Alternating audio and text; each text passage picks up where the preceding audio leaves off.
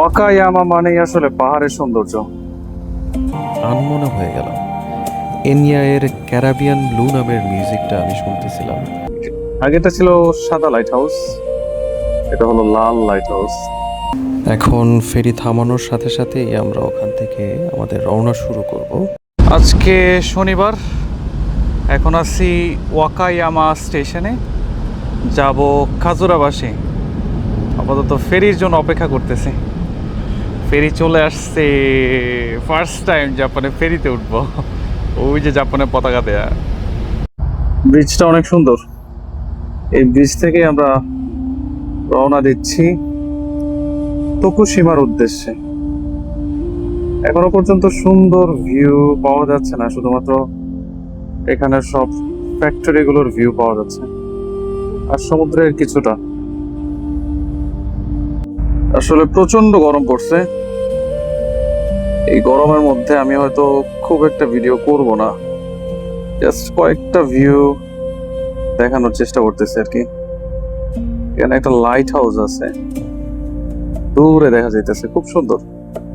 Wakayama মানেই আসলে পাহাড়ের সৌন্দর্য। আমরা এই পাহাড়ের সৌন্দর্য থেকে সমুদ্র পথে চলে যাচ্ছি তোকুশিমাতে। ভাগ্যক্রমে এই সুন্দর দৃশ্যগুলো দেখতে পারতেছি, তবে দুর্ভাগ্যক্রমে প্রচন্ড গরম বলে হয়তো খুব বেশিক্ষণ দেখতে পারবো না। একদম কাছে চলে আসছি।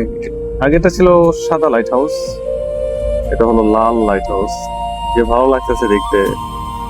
ওয়াও, দেখ একটু বাতাস পাওয়া যাইতেছে, শান্তিতে আছি। এই গরম পড়ছে, এর মধ্যে ভিডিও করাটা অনেক ডিফিকাল্ট। একদম পুরো ঝলসে যাইতেছে। জাপানের ফেরির একটা ভিউ দেখানো বলে আর কি ভিডিওটা করলাম। ঠিক মোটামুটি বোঝা যাচ্ছে, যদিও ভয়েসটা মেবি ক্লিয়ার না। এনিওয়েজ, বাতাসটা একটু আছে বলে আর কি করে থাকতে পারতেছি, না হলে থাকা যেত না। খুবই জঘন্য অবস্থা। মনে হচ্ছে যেন হিরকের কোনো জল জল করতেছে সমুদ্রের স্রোতে। দূরের অজস্র ছোট্ট ছোট্ট শিপগুলো দেখে মনে হচ্ছিল যেন সমুদ্রটা কত বড়, আর এই শিপগুলো কতটা ছোট দেখা যাচ্ছে। ফেরি থেকে নিচতলায় আসার পরেই কেমন যেন একটা আনমনে হয়ে গেলাম। এনিয়া এর ক্যারাবিয়ান ব্লু নামের মিউজিকটা আমি শুনতেছিলাম, আর এই নীল জলরাশি আর বাতাসের মাঝে হারিয়ে যাচ্ছিলাম।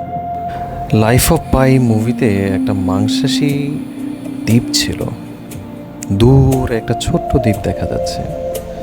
আমার কাছে ওই দ্বীপটা দেখে ওই মুভির কথা মনে পড়লো। এদিকে যতই আমরা পোর্টের কাছাকাছি চলে আসতেছি, ততই ছোট্ট ছোট্ট শিপগুলো বড় হতে শুরু করছে। মাঝে মাঝে ছোট্ট ছোট্ট পাখিও উড়ে যেতে দেখা যাচ্ছে। আমার সাথে যে এসেছিল সে অবশ্য মন ভরে ফেরিতে ঘুমাচ্ছে। ফেরিতে ঘুমানোর জায়গাটা আসলে অনেক সুন্দর জাপানে।